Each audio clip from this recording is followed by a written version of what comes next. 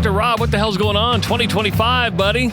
Is this our first one? First one of 2025. We haven't recorded since, God, that was before New Year's, wasn't it? Yeah, I mean, you went down to Florida and hung out, ate oysters, drank beer, did a bunch of stuff. I ate a lot of oysters. Because you like the seafood, man. Dude, I do love seafood. I freaking love oysters. I think we killed, I myself ate at least, I think probably about 4 dozen raw in like a 3-day span. Really? Yeah. Damn.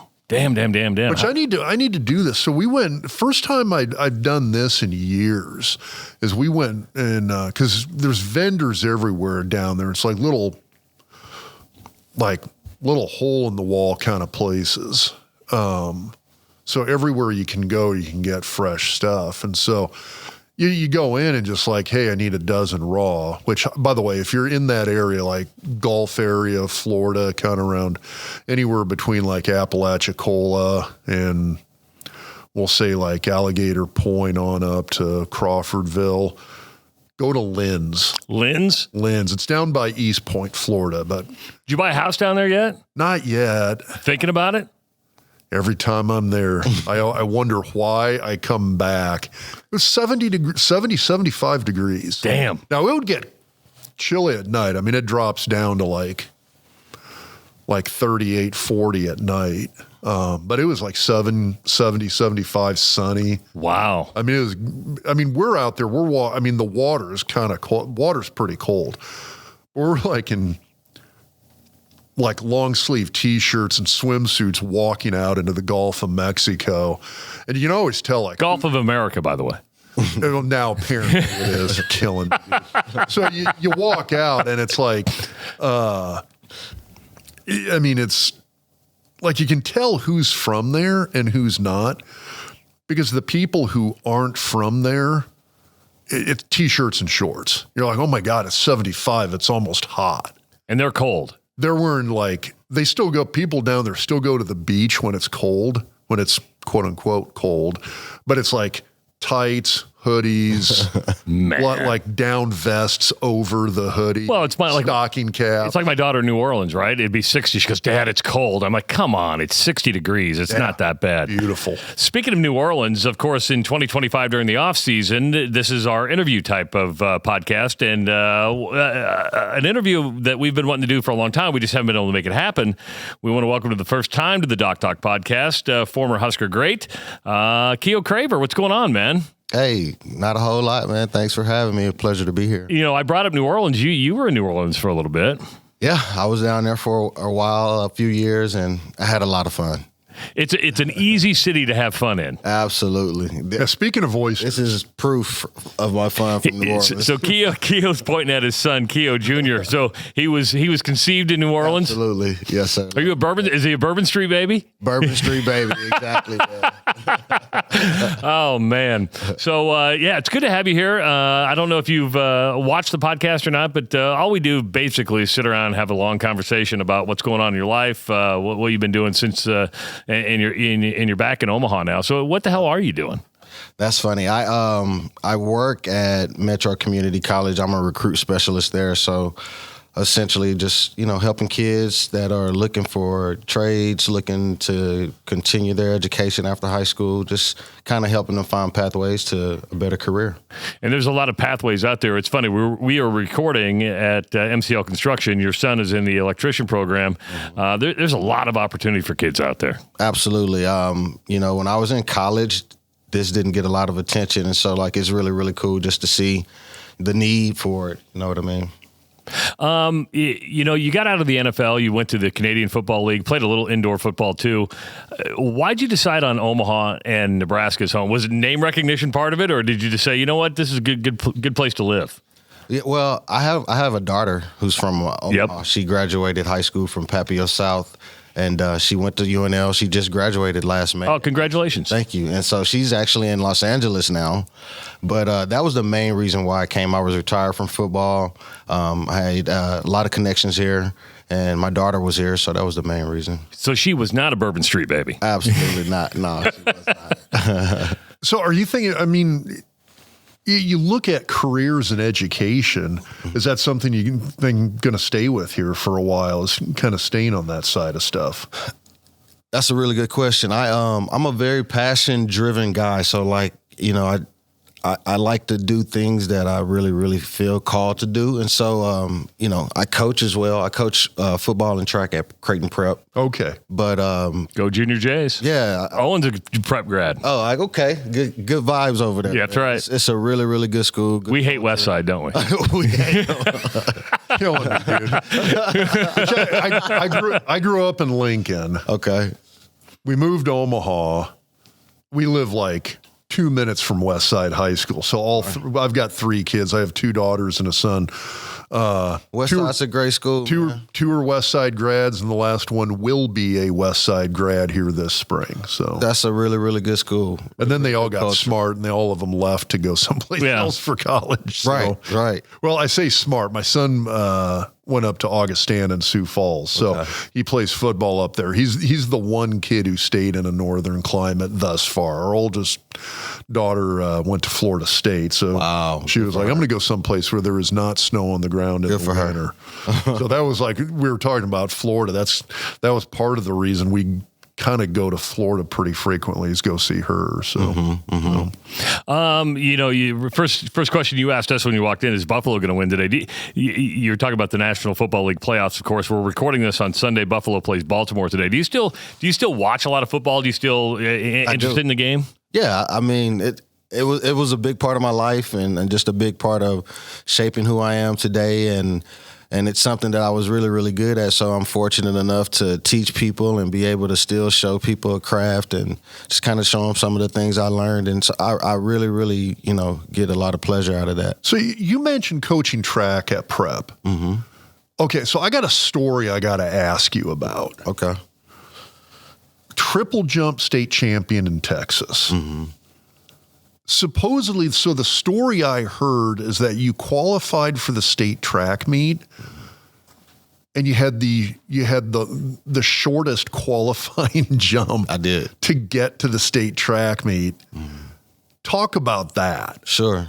So, I mean, was it one of these things? And I guess my question is like, how much was track on your radar? Was it one of these fluke things, or was it now I knew I was pretty good at track, I just hadn't hit that big one yet kind of thing? That's exactly what it was.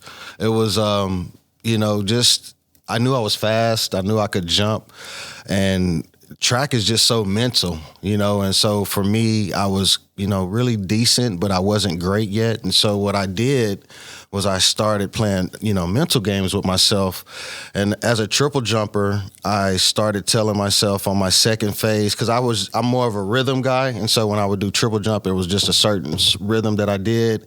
And so I wanted to hear more length in my rhythm.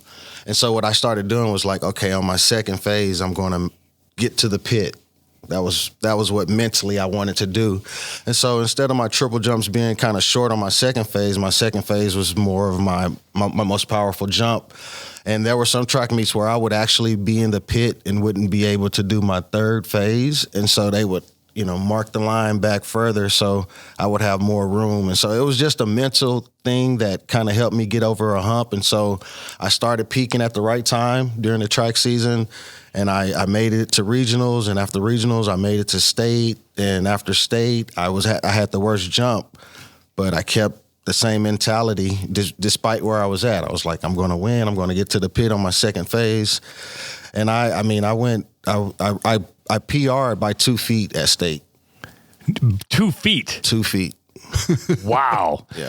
Is track your first love, or is football? I mean, obviously you played football professionally, but was there ever a thought of like, you know what, maybe track and field is where I belong? Because you were faster than hell. Didn't get paid in track though. Yeah.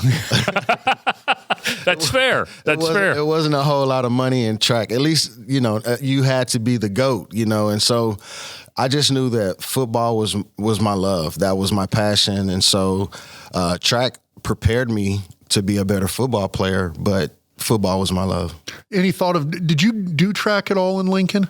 I did. I have more rings in track than I do in football at Lincoln. Yes, sir. What'd you all do in track and down in Lincoln? Primarily triple jump, Okay. but I did long jump. I did 60. I did the relays. We won a couple of relays, sprint relays as well. So We always had a couple guys on the football team who did at least. I mean, they would do winter indoor season, and I recruited some track guys to the football team while I was at Nebraska as well. So had some guys that ended up being major contributors that were just track guys, and until they started walking on that football. You know, you mentioned you get paid playing football. When you look at the climate that is now with NIL, which you got, both of you would have made a shitload of money back in the day. probably.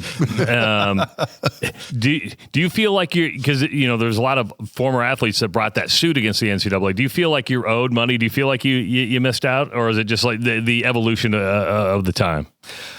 I'm happy for the kids. I'm not a person that really dwells on the past a lot, so whether good or bad. So I'm just happy that they're kind of finally recognizing. I mean, there needs to be some regulations, I think, put in place. It's kind of like the Wild Wild West right now, but just in terms of, allowing kids who are, made the school a lot of money, who a lot of people go buy, their jerseys and stuff like that. Like, they should get some of that. But it's a clusterfuck up in Wisconsin. Have you guys been following the story of Wisconsin? Luke, I don't know what's going on with Luke Fickell and stuff, but this is weird. I haven't caught wind of it. So you had a kid that transferred to Miami. They wouldn't let him into the portal, but he said, screw it, I'm not enrolled at Wisconsin. I can go to Miami. So he goes to Miami without actually getting in the portal. And then Wisconsin releases a statement basically saying, well, pump the brakes. He was under a 2-year NIL contract. Well, technically the university can't enter into a contract. The collective did. So now they're saying, well, you were under a 2-year contract. It's just an absolute mess. And that's the regulation you're talking about. There's got to be, eventually you're going to have collective bargaining. I mean, you guys both had it in the National Football League. There should be some kind of structure to this system, and that I understand. It's just there's no rules to it. Right.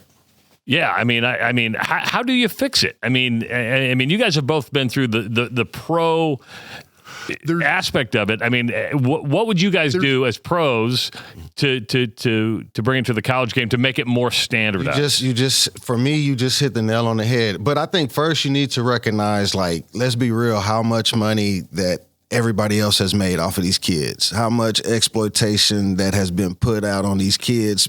A lot of people pockets have been getting fat. So, I mean, it's only fair that they are able to get some of that money.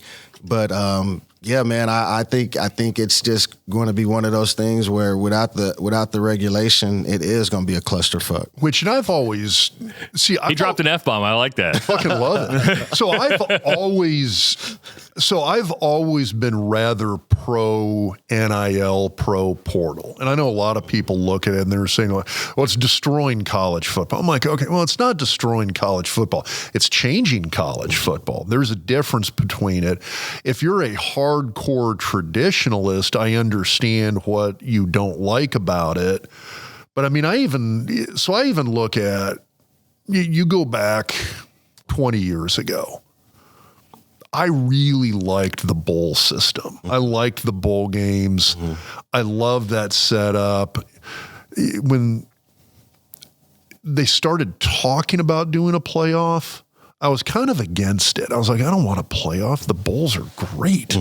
Now I'm one of those guys where I'm like, yeah, when they went to the 4-team playoff, I was like, this needs to expand and fast. And like right now, I'm still shocked it's only at 12. And people keep, well, you know what, half the games were blowouts. And I'm like, yeah, but the freaking number 1 seed got blown out by, I think, technically the 7th or 8th seed. Right. So expand this shit.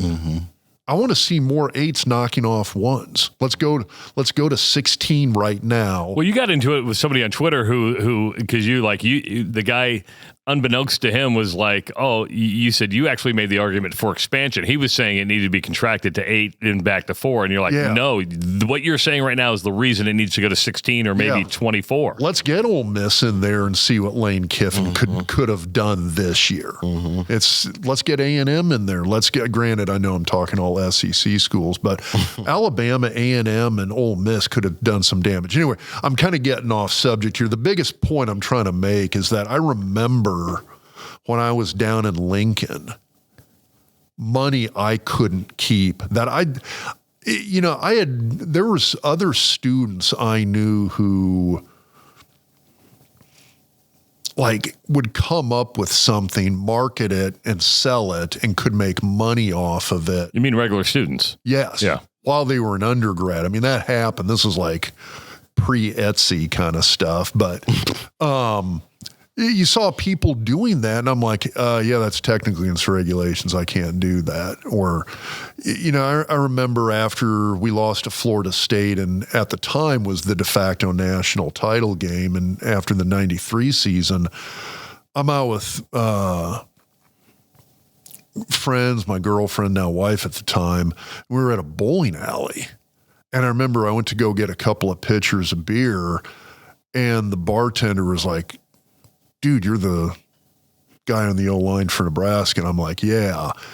And he goes, dude, on the house. And I'm like, tell me you took it. And I'm like, shit, if somebody sees this. It was that deep. Like, I mean, okay, here's the thing. There were Yeah, but you both got $100 handshakes, right? I mean, the statute of limitations is done. I never did. Keio, did you get a $100 handshake?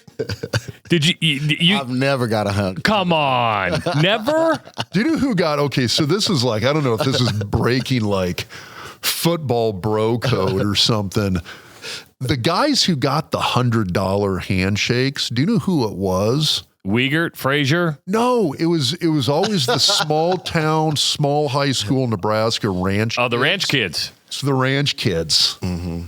They find ways to get it to you. Sand Hills Mafia. They can find ways to get it to you. How did you get a little money? I mean, statute of limitations is over. Like, maybe doing like, an appearance or something like that, and sitting out with some folks. You get something like for an appearance fee or something like that. And that's fair. I mean, that's name, image, and likeness right there. Which it is. And I mean, when I went through, I mean, if you got, okay, keep in mind, back in that time period, guys got busted, or I say guys, schools got busted because a player got a free lunch sandwich. That's true. Guys would get a Subway for free. Mm-hmm. That some grad assistant was like, "Oh, hey, I got a 5 spot. I got you." Right. And the NC2A's or the conference comes in and slaps the school. Well, Ohio State players got free tattoos. I mean that, they didn't get free tattoos. They were trading sweatshirts and that's fair. And bowl game pendants for it. And everybody's like, which at the time I was like, really? We're investigating Jim Tressel and the Buckeyes for this. Jim Tressel got fired for it. I know. Because it kind of looked like he tried to initially like sweep it under the rug, and he got shit canned for it. And then like a month later, the whole Penn State thing explodes, and everybody's like, "Oh yeah, we were upset about Jim Tressel. Maybe we need to." I think that was the origin of modern NIL. You might be right. Was the Penn State scandal, because I think it made all of a sudden. You saw real shit hit a real fan, and all of a sudden everybody took a long, hard look at college athletics and went and looking at Penn State, and they're looking at Jim Tressel getting fired for tattoos being traded for sweatshirts. Mm-hmm. And everybody went, okay, maybe we need to take a long, hard look at college athletics. Who's making what? Who has what? And expose it. Yeah. I mean, because like I said, we've had Brendan Stye on the podcast. So he came from nothing.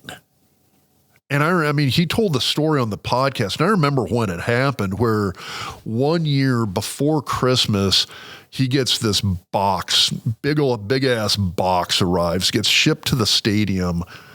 From his mom, right? From his mom. Had blue jeans in it? Had a pair of denims? He had a pair of black jeans, and there was a white dress shirt in there, and he was freaking ecstatic because that for him was dress clothes. Wow. he could put a tie on now and show up to team functions with a collared shirt, tie, and the black jeans. You got black jeans because it was one of those, well, you can wear them casual, you can wear them as your dress pants now. He can two with one stone there. So it was one of those, you saw these guys that had nothing. And all I could think, and I remember thinking at the time, like, this is freaking bullshit. I'm looking over my shoulder and like, you know what? I better pay for these pitchers. How would you have done in the modern era? And I'll ask this to both of you because you played. How would you have done with $500,000, $600,000 a year, $1 million in your pocket, 18, 19, 20 years old? So knowing what I know now, but you didn't know that then. Oh, if I would have lived it up. It would have been a lot of fun. You know what I'm saying? But what I'm saying is, even with the NFL now, you got all those billionaires, millionaires that run the show. There needs to be something put in place to teach these kids, just like he said, you know, Brendan Stye, man came from nothing. I can relate to that, you know.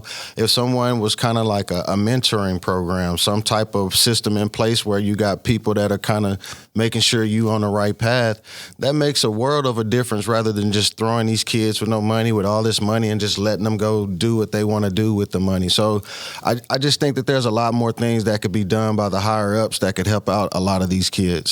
I would say in an athletics department, especially like Nebraska, I mean, your bigger athletic departments, that's probably in place, right? I always made the argument that, you know, athletes got training table, they got tutors. I mean, you had more access to success, should we say, than maybe the average student. Now, the average student could go make money, but you guys couldn't back in the day. But you had a lot more resources for help because they didn't want you guys ineligible. Yeah, I mean, there was resources, but I mean, at the same time, too, I always look at it. I mean, there was a price to pay for that. And I mean, so you came along 8 years after I did, which now that I'm 53, I'm sitting 44. Yeah. So I'm sitting here going like,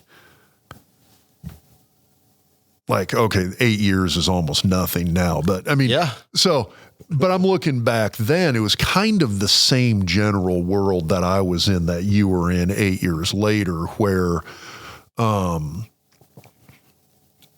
mean, we spent probably during the season close to 8 hours a day. Nah, probably not that much, but I mean, we were like 6-7 hours a day at the stadium. Oh, yeah. I mean, you'd finish up class around lunchtime, go hit the stadium. It was like lunch, lifting, meetings, practice, meetings, go home. Hit the repeat button. You're at the stadium for about 10 hours a day on a game day. So, I mean, 6 days a week, you're averaging during the season probably 8 hours a day, 6 days. I mean, that's almost a 50-hour week job that you're working while being a full-time student. And I've always said the biggest determinant of somebody being able to make it as a college athlete, it's not talent, it's not resources, it's, hey, does this individual person have the desire and ability to do what it takes to get that job done, to go there? Do you have what it takes? Are you willing to go do a 50-hour-a-week job during the season on top of being a student? And in the off season, that 50-hour-a-week job drops to like 30 or 40 a week. Yeah. You're at the stadium like 4 to 6 hours a day all off season until spring ball starts up, and then you're back to 50 hours again. You mentioned, you said you could relate to what Brendan was going through. I mean, did you're in the high school football capital of the world in Texas. To come to Nebraska, was it because they were playing so well? Did you feel like you needed to get the hell out of Texas? Where else were you looking to? Who else was talking to you? So I went on my recruiting trips I went to Oklahoma. I went to Texas, all of the Texas schools, Florida State, UCLA. So it was, I got recruited by Harvard, West Point, just everybody. And but I was more focused on making sure that my parents could come see me play, that I was kind of close to home. So the Big 12 was kind of where I was looking to be. And I did want to get out of Texas, but it wasn't because it was bad. I had a privileged life. I had a great childhood. So it was just Harlton, Texas? Man. Where's Harlton, You said it correctly. That for somebody that ain't never been, you did a pretty good job. Kill that name. He's smart. He's smart. He's smart. So, he's a doctor. Right. Harlton is about 2 hours east of Dallas. Okay. So we're close. We're about 30 minutes west of Shreveport, Louisiana. Okay. We right on the Louisiana line over there. That's where I grew up at. Privileged. How so? Just because you had a good home life? Great home life. Grandmother, mom, dad, resources, church. Just we didn't want much. And we wasn't we didn't show off. It was humble. We grew up humble. It was a humble life. So, yeah, man, they just taught us, what was important. It wasn't about material things. It was about, helping people and your family and making sure you uplift as many people as you can along your journey. What'd your dad and mom do for a living? So it's funny. My dad was a great athlete, but he ended up taking a job at the elementary school that we went to when we moved to East Texas, because I'm originally from Dallas, but we moved to East Texas when I was about 10 years old. And he got a job at the school as a janitor, and he worked there for about 15 years as a janitor and retired right before I graduated from Nebraska. We call those custodial engineers now. That's what we call them. Yeah.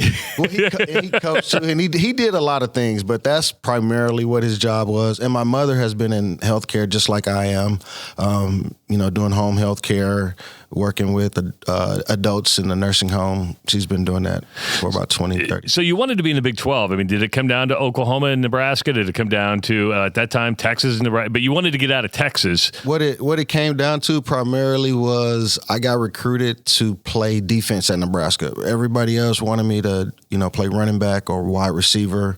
And so I was just thinking from a health standpoint that being a defensive back would be not as hard on the body. And I just enjoyed when, I was getting recruited by these schools and watching how the swag was on defense. I just felt more drawn to that side of the ball. And so that's why I chose Nebraska. What did it come down to?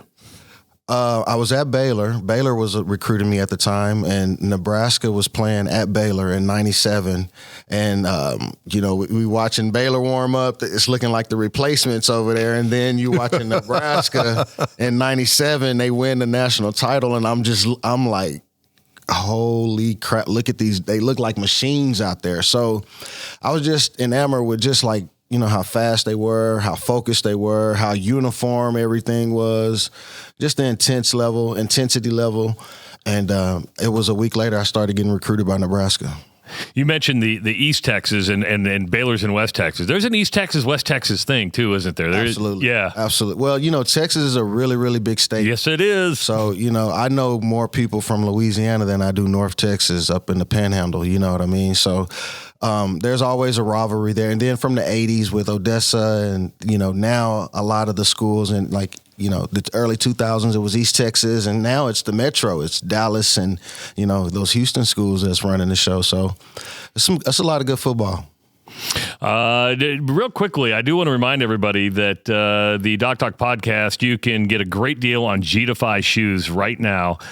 Still going, extended since the Christmas holiday, 50% off an order of $120 and more of Gdefy Shoes. That's right. All you have to use is the promo code DocTalk50. That's DocTalk50, all caps, and you're going to get 50% off an order of $120 and more. If you have not purchased the Gdefy yet, you're missing out on one of the most comfortable pair of shoes you will ever wear. Dr. Rob wears them. I wear them. A lot of listeners wear them. Go to gdefy.com. That's GDEFY.com or gravitytofire.com.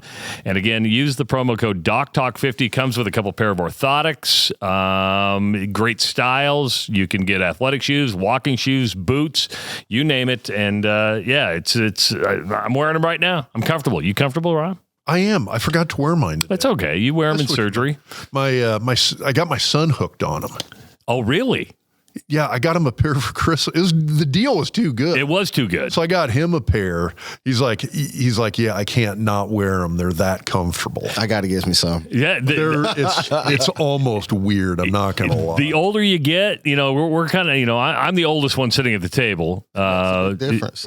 So it's now Rob looks the oldest, but he's also, you two are the smartest. I'm the dumbest. I just happen to be the oldest, right? We all can be smart, man. Oh, I don't know. It's a hard thing for me. You've seen my spelling ability. I'm a little dyslexic. I keep spelling Keio's name wrong.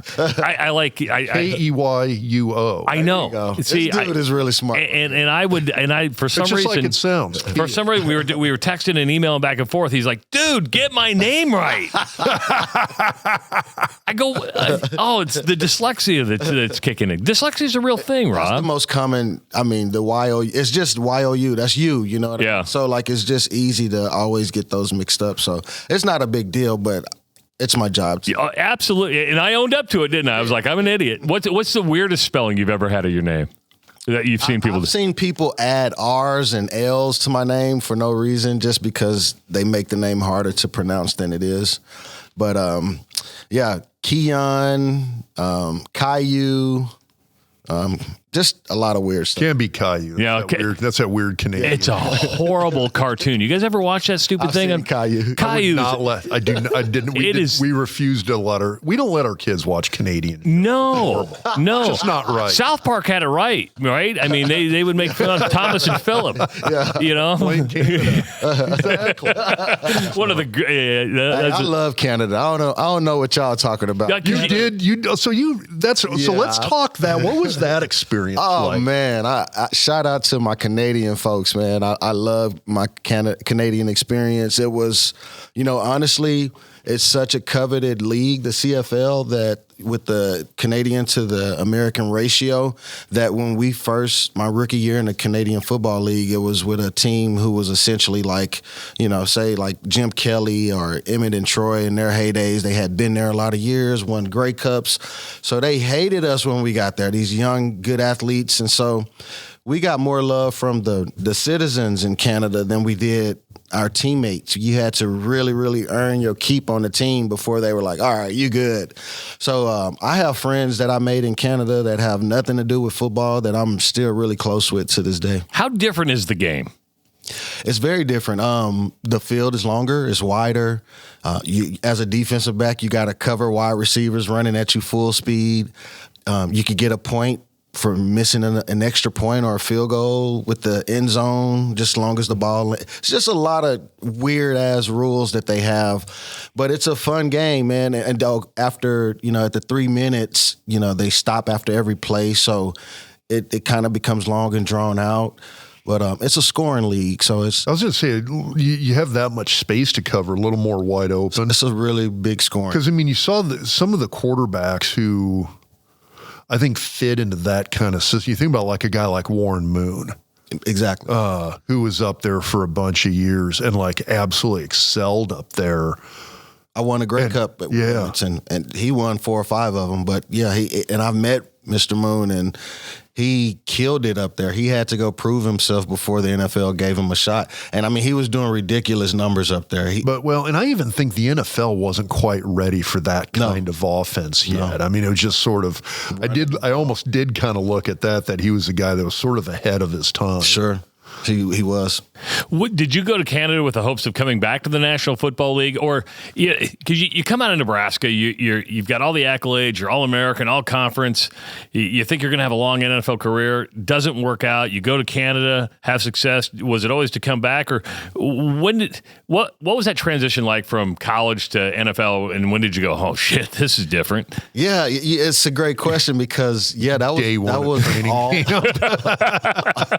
bingo. No, that was always the goal, was to make it to the NFL. And, sometimes, man, what happens is life happens and things don't always crack out what it's meant to be. And for me, like, my mental health and just, me as a person was more important than, being in the NFL and making a lot of money. And so I went to Canada with the intention on coming back to the NFL. But when I got there, I realized that it really wasn't that important to me. And so if anybody tell you that if they don't have an opportunity to go to the NFL, that they wouldn't, I would say that they're lying, because if the opportunity presented itself, I would have. But at the same time, I wasn't, gung-ho over it. So, yeah, I went there and just really, really enjoyed my time there, really, really enjoyed the experience, and, had a lot of fun. You mentioned mental health. Is that something you struggled with, or is that just... I think mental health is something that everybody struggles with. But for me personally,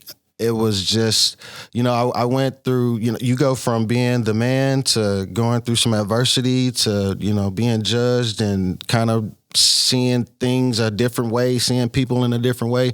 You have to make a decision for yourself. And so I focus more so on making me happy and not pleasing other people, because I see how people could change and turn on you. And so, yeah, I would say absolutely mental health is something that is very important for me. What was your biggest struggle being a pro?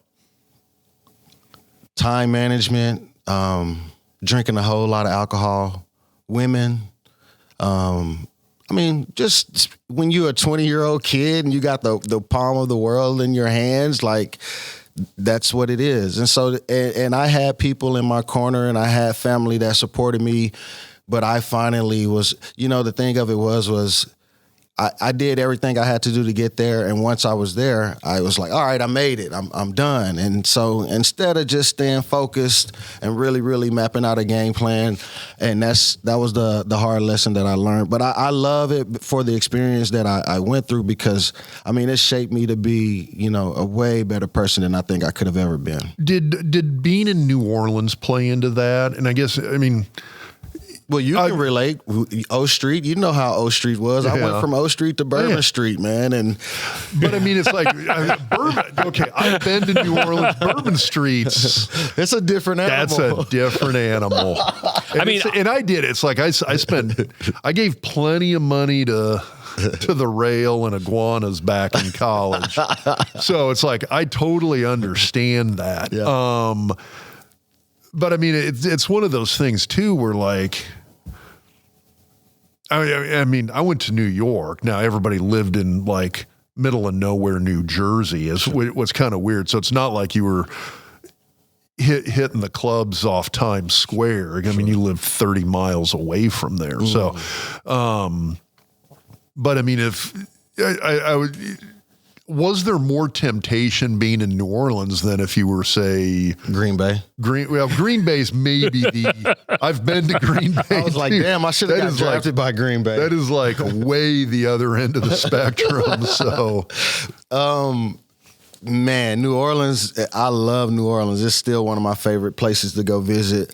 And it's a lot more temptation when you're in some of those major cities like that. And, when a lot of my friends from Nebraska would come visit me in New Orleans, in Nebraska, you got to be out of the house or at the club at 11 o'clock. But in New Orleans, they're just waking up, just getting ready to shower. And, they don't go downtown till about 1 or 2. That's when the party starts. And so, yeah, so you're not done till 6 or 7 in the morning, as opposed to 2 or 3 in the morning. So yeah, it was definitely a lot more adjustments that I had to make from coming from Nebraska. So I had 2 daughters that went to school in New Orleans. They went to Loyola, so it was in Uptown. So it's beautiful. It's up by Tulane. But it was interesting to watch. You'd probably have 40% of the school that would drop out after freshman year because you're not used to that adjustment. Did other teammates kind of fall into that same trap? You're like, oh crap, this is a party city, and they get cut because of that? Absolutely. And what's interesting about it is, now when you look back on it, a lot of the individuals who were just kind of, docile demeanor, just kind of like steady, kind of go with the flow, didn't really do too much to bring attention on themselves, just hardworking people, middle of the road guys, those be the ones that put together those 10, 12, 14-year careers. And so, it's just a matter of consistency and knowing your limits and having a plan. And I think that was like the biggest difference. What's the craziest thing you did in New Orleans? I know your son's here, but what's the craziest thing you did? The craziest thing I've did, man. Oh, it's so many. But I could think of, so one time I was just had too much fun. And I'm in this old school car with all this candy paint and rims and stuff on it, and I'm downtown New Orleans, and I'm inebriated and trying to make it home. Are you driving? And I'm driving. Oh, shit, dude. Turned on the wrong interstate, right? Going the wrong way, and guess who's coming down? Cop? A police officer. And this is how laid back they were. He pulls beside me, and he's checking me. He's running. Who are you? What do you do?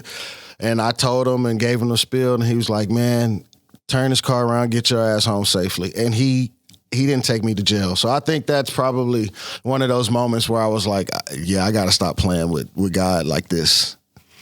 Wow. Yeah. Going down a wrong, and it's easy to go down a wrong way, and you got on a wrong interstate. Yeah, you're lucky you didn't get hit head on. Bingo. And luckily I didn't even make it to the interstate because it was, coming off of the turn or exit. And so, yeah, man, I believe in God, and I thank God for that. Go ahead. Well, no, injury, I was going to say, we were talking a little bit beforehand, and you had asked me about knee injuries. Rookie year knee injury? No, sir. Well, I've sprained an MCL. Okay. I did sprain my MCL, but I healed from that pretty quickly. But my last year in professional football, I was up in Winnipeg. I tore my MCL, ACL, PCL, and I was done after that. I retired after that injury, and I'm thankful that I did. You talked about your love affair with alcohol, and it can be a love affair. And I'm about 8 years too late on this because I remember when you wrote the book, and the book is I Peed and I Forgot. Yeah. And you can find it on Amazon. Pretty easy read, about 124 pages. You were hammered. Right? Yeah. And next thing you know, you're in your front room taking a piss in front of your daughter. I think we've all been there one time or another, or in some way. Maybe Rob hasn't. Right. But well, so our podcast for years was sponsored by local craft brew. And when we get back into our studio, we've got a lot of beer to consume. Yeah. And so then we branched off, and now we just talk. We don't want to old drink person shoes. Well, we don't want to drink one beer. We want to drink all these different kinds. So people send us stuff. No kidding. Oh yeah. Nice. Oh, we got a shitload of beer. We have like listeners who are like all honorary beer sponsors for the podcast. You send us stuff from different parts of the country, so we're always trying different stuff. No kidding. Yeah. But anytime, when we're in, and it sounds weird when we say this, normally when we are recording this in Trav's basement, which hey, we got started on it. He did some demo this week. Nice. We're making we're going to go buy 2x4s after this. We're going to start getting framing up. Nice. There you go. We're getting closer. Well, they had a basement got flooded. It had a pipe break. That's what he said. But prior to that, the basement, you'd walk in there. It's like, dude, we're going to go do this podcast in some dude's basement. And you walk in there, and half of it is a full music studio. Owen's a musician. Oh, nice. The other half of the basement is essentially like a living room. A radio. Yeah. It's a radio station. No kidding. So you've got this whole setup down there, and you walk in, and you're like, wait, what did I just walk into? It was intimidating to some people. I was in Trav's house. Now I'm in this entire sound studio. Anyway, so yeah, but we would hang out there, record the podcast, and we can't do it here at MCL Construction, unfortunately, but we would sit in there and it was basically, my wife described it. It was a beer podcast with a sports problem. Yeah. With a sports problem. And so we would sit there and try these okay, well, for instance, we got Craig from Atlanta who would always hook us up with different Jason out in Pennsylvania. Yeah, Jason hits us with all the Ohio Valley beers. Nice. Craig gets us all the Southeast, all the Florida, Georgia, Alabama craft breweries, ship all that stuff up. I mean, and Rob would come over, right? And his wife be like, where are you at? Because would the podcast be done like 4 hours later. You couldn't drive home. Yeah, so Rob is like passed out of my house. We would record for an hour and a half, and I'm like, all right, well, I can't drive. I'm just going to go. We're going to watch NFL games, and I'm going to take a nap on the couch for an hour here before I get in my car. So it's... I don't know where we're going. I peed and I forgot. Well, you were saying we've all been there. We've all been there. I take naps and I mean, I remember I drank which that in and of itself, even if you aren't drinking, is kind of scary. I remember. I mean, I don't have I've never dropped my pants and taken a piss in front of my kids. Right. But I remember there was one time I drank like a half a fifth of Bullet bourbon, and I'm up in my daughter's bedroom, and That's a lot of bourbon. I was fucking hammered. And I can't do liquor. And so I won't. I don't know how to count liquor. I remember I'm just kind of like comatose, and I remember Abigail going, "Dad, you've got to leave." I'm like, "Oh, okay." Are you sure it wasn't gummies? Well, the gummies can mess me up too. But You've played around with the gummies. The gummies. The one time with the gummies, everybody comes home. I don't know if Owen was there or not, but I'm like on the kitchen. Was that a gummy or is that a brownie? No, it was a gummy, and I'm on like the dining room floor, and I'm like paralyzed. I can't move. I'm like, I can't move. I took a 40 milligram, and I can't move. But you take a piss in front of your daughter. Did the book come to you like right after Wait, that? hold on. Keio, I apologize, buddy. Yeah, man. You were paralyzed. I on was your paralyzed, kitchen floor, dude. like middle of the day. Middle of the day. And that was a weird thing because I'd taken one. My Wait, friend. was this on like a weekend, I hope? No, I think it was the middle of the day. And it was like a Jolly Rancher. And my friend Brooks had given me some gummies, right? Well, the gummies are inconsistent because it was still kind of, black market type stuff. So the first one I took was like, it didn't do anything to me. And he goes, So you took a second. So he goes, only take a half. So I took the half. I'm like, well, this didn't do anything to me. I didn't get anything. So I'm like, well, screw it. If the first one didn't do anything, a full one's not going to do anything to me. Oh boy. Wow. Oh boy. Mess me up. You got to give them 45 to an hour. I didn't know that. And then I did a Delta 8 one time. I did a Delta 8 25 milligram one time. I'm like, okay, whatever. And I remember I took off, went to the Furniture Mart, and it was like an hour later. And I'm like, at 72nd Dodge, it hit me right there. I'm like, oh, I shouldn't be driving. I mean, it was just like, I should not. Wait a second, you took a gummy and then went driving? Yeah, because I thought this was the stuff you take it like when you're like Going to bed. You learn that. I never smoked weed, so I was never Wait, hold on. Legit. Well, no, Because here's the other thing. I never have. So No. Wow. the first time I smoked weed, I was like 30 some years old, and it didn't do anything to me. And then I'm like, I'm not much of a smoker. And I always, and now I know more doctors, lawyers, professionals. Now that it's like edibles, they're like, oh, this is perfectly okay. Edibles have mainstreamed weed. I think it's the smoking it out of a pop can, a bong. Can I just say for the record, most doctors are probably not taking gummies while at work. That's true. I would agree with you on that. Can I clarify? I would agree with you on that. As a physician, I would like to state for the record. I would agree with you on that. And I'm not a regular gummy taker, but when I want to sleep, and so I didn't know what the whole thing was. It took me to go, oh, this is a relaxant, and I need not to go out. I just need to go to sleep when I do this. Sure. Yeah.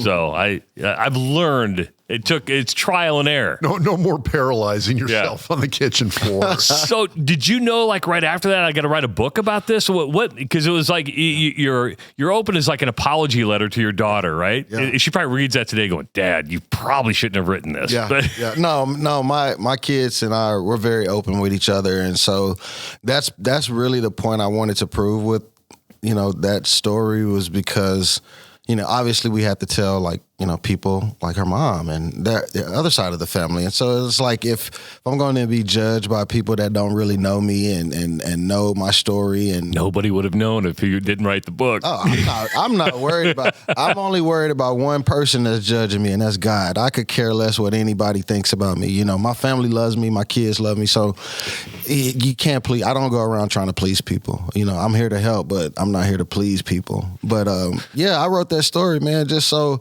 my daughter could understand that you're going to make mistakes in life. You're going to have some setbacks, and some things are going to happen that are going to be, a little hard to deal with.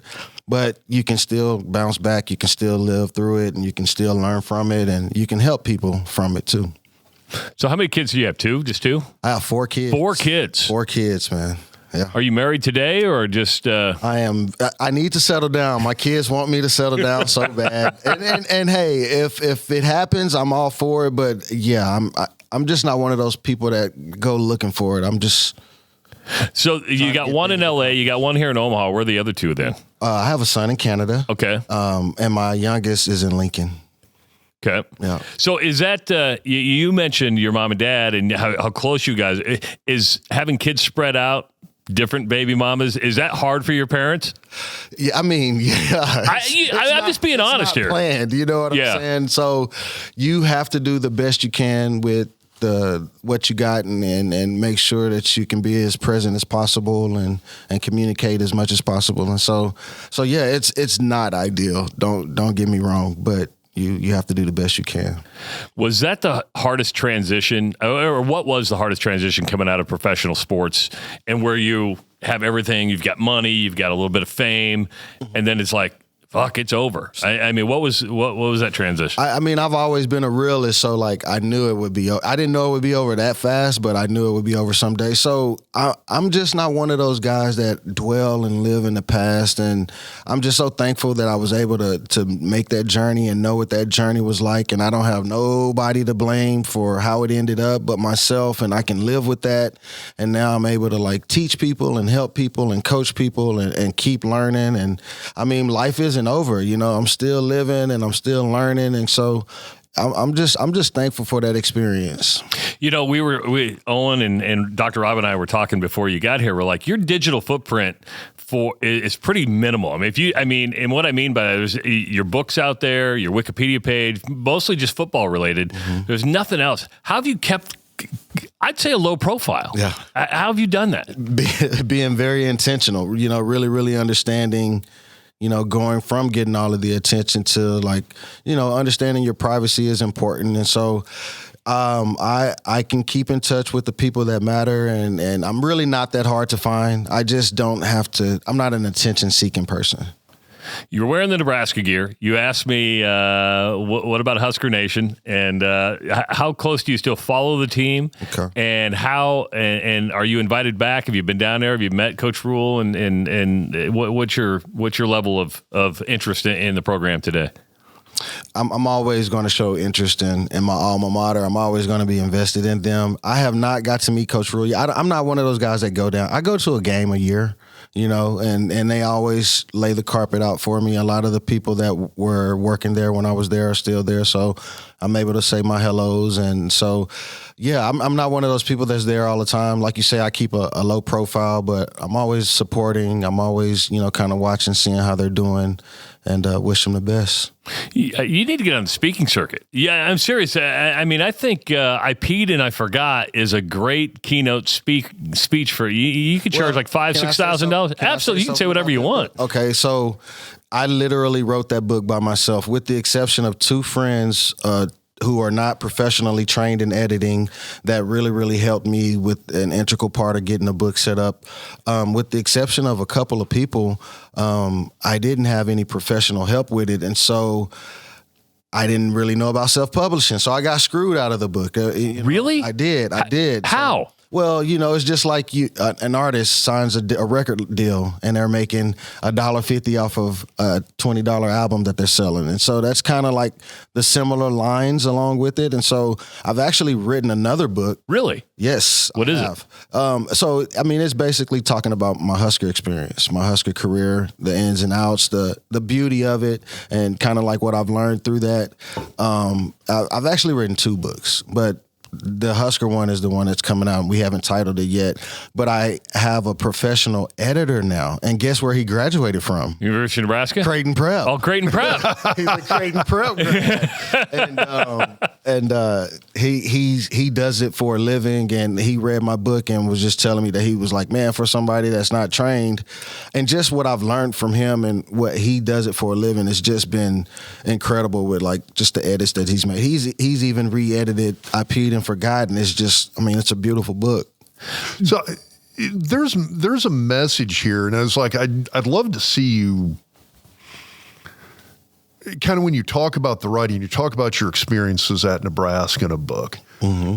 It'd be interesting to have you put down into words the experience of going from college to pro and then that transition out of professional athletics. Mm-hmm. Because, I mean, that's something that I think would, I don't know. I think back on it. I mean, there's an audience out there of former athletes. And I'm kind of looking at it as well now. So all three of my kids were athletes. Our oldest daughter went to Florida State, was on the rowing team there for 4 years. I got a son playing D2 football. At some point, all of these careers come to an end. Mm-hmm. And for some people, it's, you know what, I'm good. I got out of it what I wanted. I'm moving on, and you don't think twice about it. And I think about it. I mean, for me, that break from athletics, it was kind of hard. It was hard. And I don't mean in the sense of where I was lucky because I had something to go into that was waiting for me. So you had medicine. Yeah. So, I mean, I was a pre-med major in undergrad, applied to and got into med school before I went to the NFL. Wow. And so that got put on hold when did the football thing for about 4 or 5 years. Mm-hmm. And so I had that to come back to, which is a massive mental, it took a massive amount of, I shouldn't say massive, it took a lot of mental energy to go back and go through med school. And then you go through residency training, which is another 4 years. So I had this 8-year span of kind of nose to the grindstone before you get done with that. And then there's this kind of this, you start work and there's a little bit of this exhale. And then you look back on, oh, I don't play football anymore. Mm-hmm. Mm-hmm. So I was lucky to have this outlet for this energy. And that's what I think it served as, that I think helped me go through that transition. But I even think like at the end of residency training, when I started working full-time as a doc, sitting there thinking back, and even now it's one of these things I think back and it's like your body keeps aging, but your brain doesn't necessarily. Right. Like in my mind, I'm sitting here back 28 years old, still playing pro football. And you're like, wow, that's over now. And I'm like, wait, shit, that was 1999 was the last year I played pro football. So I'm like, it's a quarter of a century later that I'm still sitting back here going like, there's still a processing of that being done. And I find it weird that something would have that big an impact on me that 25 years later, I'm still processing the end of that football career. So say if you wouldn't have had, you know, the medical identity, if that was not in the picture, like let's say that wasn't there, I think it would have been hard. Okay. Like a lot harder. Okay. I think I would have had issues dealing with it. And I mean, okay, I'm going to ask you a question. I hope this doesn't sound weird when I ask this. So, and I'm gonna ask it, and my wife, my friends, people I work with always hammer me on this because it's one of these things like I ask the question, then I clarify the question, and then I let you answer the question. So I'm gonna do that. So I apologize for doing that. So that means he won't shut the fuck up. Yeah. Do you get the dreams, the football dreams? So for years after, they used to be way more frequent. And I've talked to other guys I've played with who are like, oh yeah, I get the dreams. And it's always in your dream, you've got this one last chance to go out and play football one more time. You got one more game, but something in the dream always keeps you from actually getting on the field. Like, shit, I can't find my helmet, or dude, my shoelace is broke and I need some tape to spat this so I can get out there and play. Like something in the dream is keeping you from getting on the field. Ever get that? That's a great question. I mean, I have family members and people that are close to me that I frustrate so much because I've never dreamed once about it. And it was a big part of my life, and I love it to this day. But no, I've never dreamed about me playing. It's rare. I still get them. Wow, it's rare now. I mean, it used to be like a couple times a month, probably when I was first got done playing. Mm-hmm. Now it's 25 years later. It's years later. It's like twice a year I'll have one, and you wake up and you're in this cold sweat, and you're like, I got to go play a game. Okay, don't take this the wrong way, but because I think every athlete's different. I was supposed to go to college and play baseball, right? I got to college, I'm like, I'm done. I've done this all my life. I'm out. Were you kind of like that when you got the NFL? Not that you didn't want to play, but you're like, man, I made it. That's I don't know if when you see and you know, maybe a part of me did, but no, like I've always been a person, if I'm going to do something, I'm going to go 110,000%. So like, yeah, no, I still competed at a very high level. I still took it very serious. I just wasn't fixated on like, this is the end all of it, you know? What was your major at Nebraska? I was a communication. Okay, so has writing always been a part of your? When did you know you were pretty passionate about writing? Has it always been there? My mom has a paper I wrote when I was in 5th grade. I didn't ever really think I was a good writer. I think I'm a good storyteller, and so I just write like I talk. That's essentially what I do, and I just have always been able to articulate what's on my mind. And so a paper I wrote in 5th grade, the teacher she wrote very encouraging words on the paper. She was like, you're really, really good. You should really, really take this serious. And I've kind of have always taken it serious. So you've written, I peed and I forgot. You got another book coming out. Any other stories back there? You think you'll go into nonfiction or anything like that? Or do you think you'll write more books? Yes, I actually do have I would say a book written about a lot of the crazy stuff I've been through. That's a nonfiction book. It's all crazy. See, but I think and that's kind of what I think about is like everything. I mean, living life is just one big transition or series of transitions. And I mean, I think about that transition from being, and that's, I guess what I was talking about is I'd love to see you move in that direction where you put something out there for that audience of people who've gone through that transition from athletics to athletics ending. That I think it's something that just, absolutely, in my opinion, hasn't been touched on enough. Now, a lot of people have a personal story, but I think there's a wide audience out there for that, and that transition of going from being an athlete, being a high level athlete. And I think that's really, really good point because, you know, transitioning from being a high level athlete to, you know, being a working person, like it's not easy. And, I knew football, I was good at it and I did it for a lot of years, but coming into the working world, there's a lot of trial and error that you have to go through. And so the main thing that I learned to do is not quit, just having a good sense of self. So you're absolutely right. There are some things that we could put down to kind of help people that are going to make that transition. What's the most money you made in the NFL in a year? That would probably be my rookie year before I started accruing so many bills. But my rookie year, I think it was about $800,000. How much did you make in the Canadian League?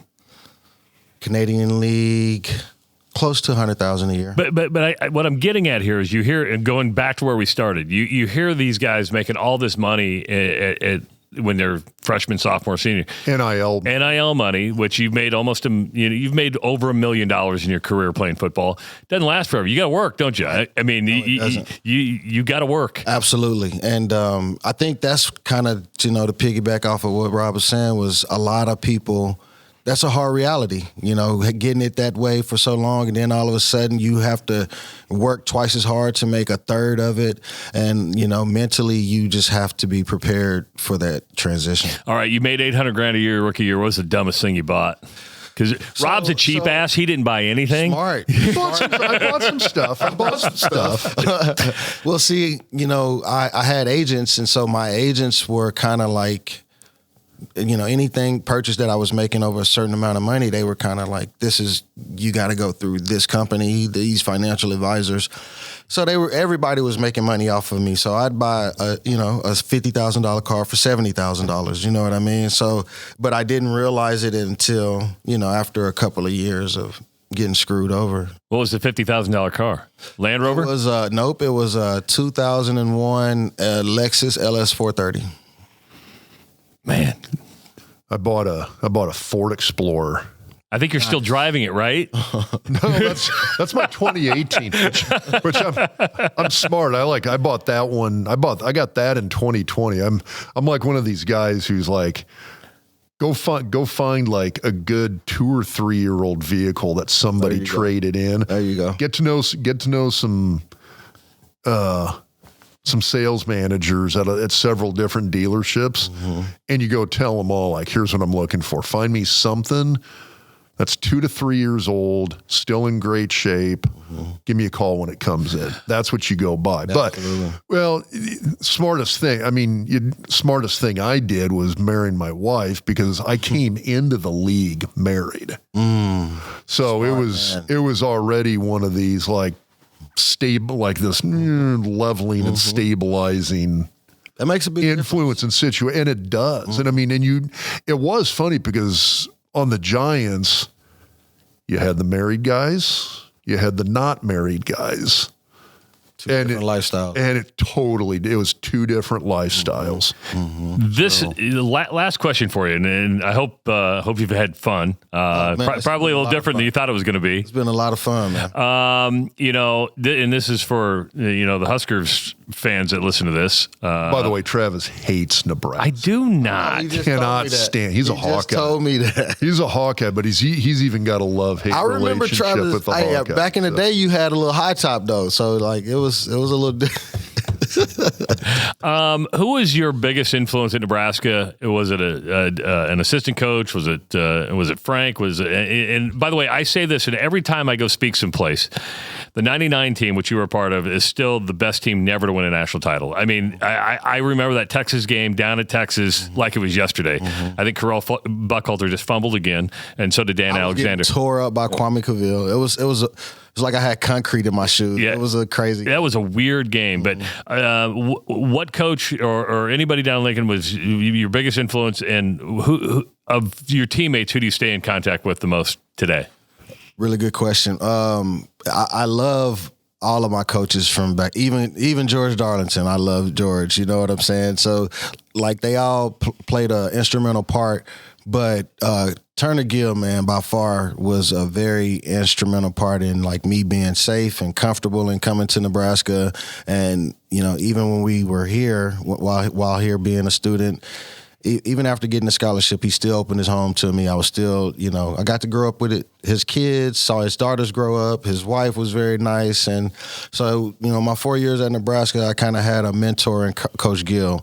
The Brown brothers, man, I was able to be raised by Ralph and Mike. You know what I'm saying? They showed me the game from a very cool perspective, but aggressive, but controlled.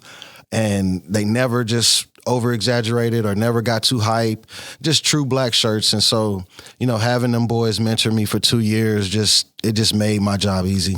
Excellent stuff. Keyuo Craver, man, that was a fun conversation. Absolutely. I'm sorry, keep your headsets on real quick, just so we can wrap up. Yeah. And he froze his ass off to get here. He parked in the other lot. Oh! Yeah. I didn't give him good directions. It wasn't that bad at all. Hey, make sure to go to Husker Hounds to pick up if you like that vest that Keio's wearing, you can find that at Husker Hounds. All sorts of good Husker gear. HuskerHounds.com, of course, 2 locations in the Omaha area. And visit Scotty Strunk. He's a completely different version of himself. He's lost a ton of weight, and like both of you guys look like. He's feeling great. And if you need legal advice, Keio almost did when he was in New Orleans, as you heard that story. But he could have used Connor Orr. He's the official lawyer of the Doc Talk podcast. Good stuff, litigation. His firm is growing. Go to orlawgrp.com. It's orlawgrp.com. For Keio Craver, for Dr. Rob Zadiska, for Owen Justice, I'm Travis Justice. We will talk to you next time on the Doc Talk podcast.